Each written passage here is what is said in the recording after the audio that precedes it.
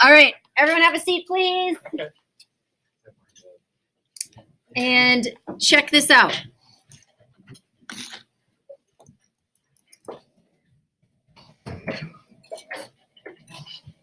All right, so you should have your object selected. We're going to go Command C to copy and then bring it over here to Command V to paste it. Okay, so here's one. And then this one, Command C to copy and then Command V to paste it. And it comes over here. We're going to go back in history a little bit. I want you to see that I went and did the eraser tool. Let's look. Oh, I'll actually just do it again. I'm going to take these away. I didn't really copy them. I'm going to copy them and paste them over here.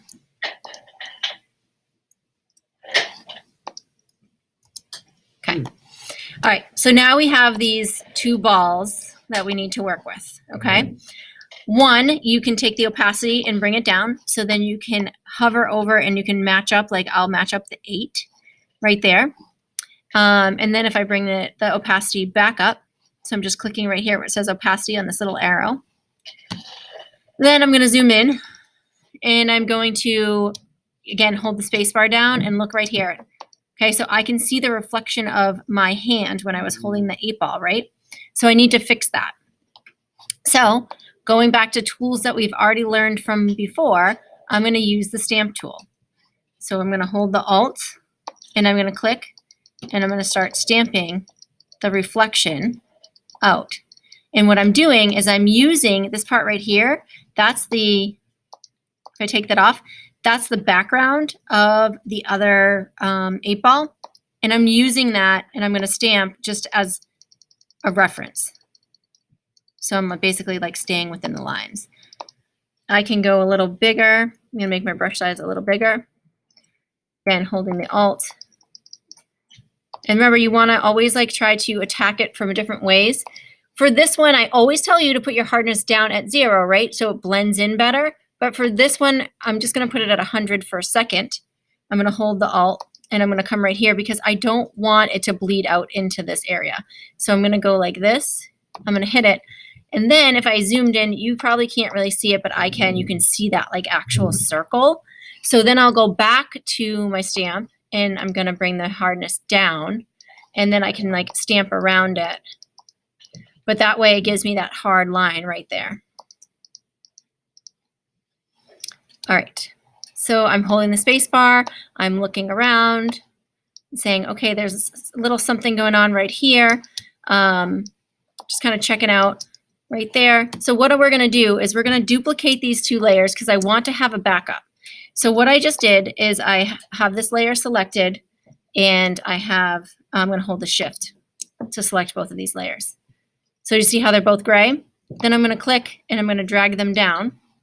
So I have them backed up here. I'm going to take the eye off because these, again, are just for backup if I make a mistake.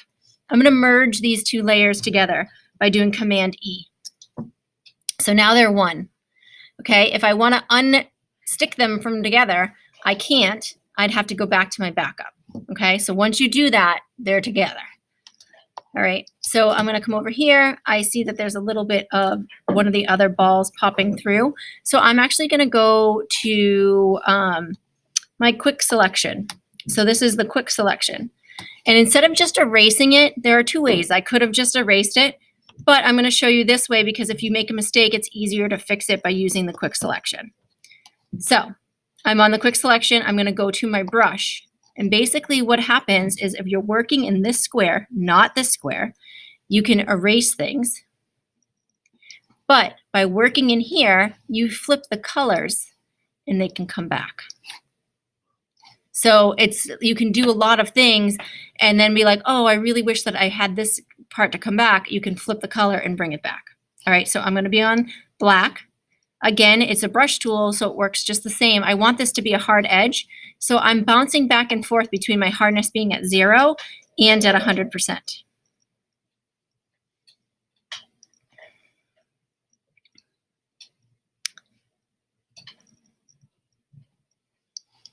Holding the space bar. Sometimes you might have to zoom out just to see exactly what you're looking at. So this, I just want to, and if you look close enough, you can, this is actually the light. Do you guys see that? That's the studio light. This is the person right here inside the ball, and there's their shoe. All right, so I'm gonna maybe make my brush size a little bigger here. And I'm just gonna like fade it like that. Right here is a little choppy. I might try to go around depending on.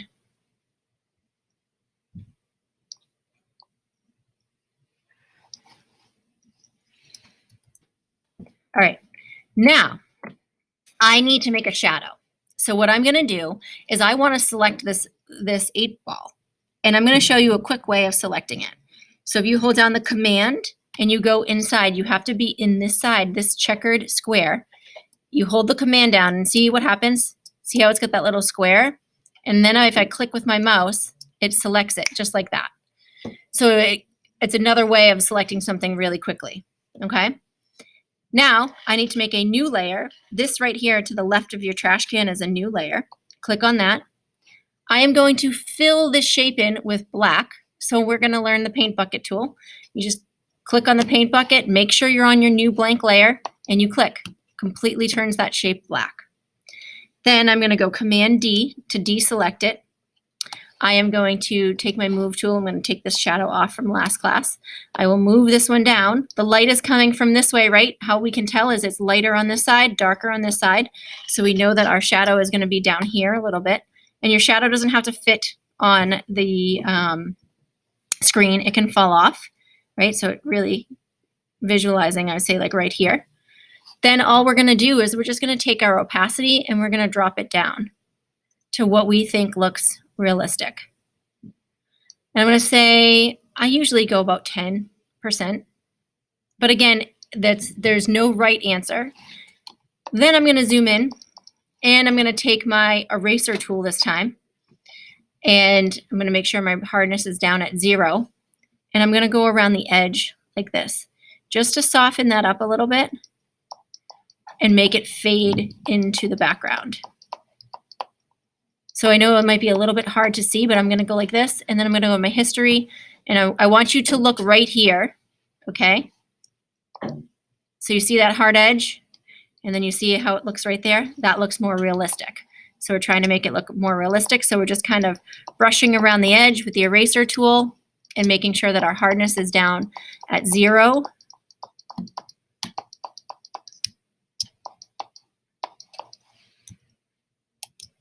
And then there is your floating object with your shadow. Okay?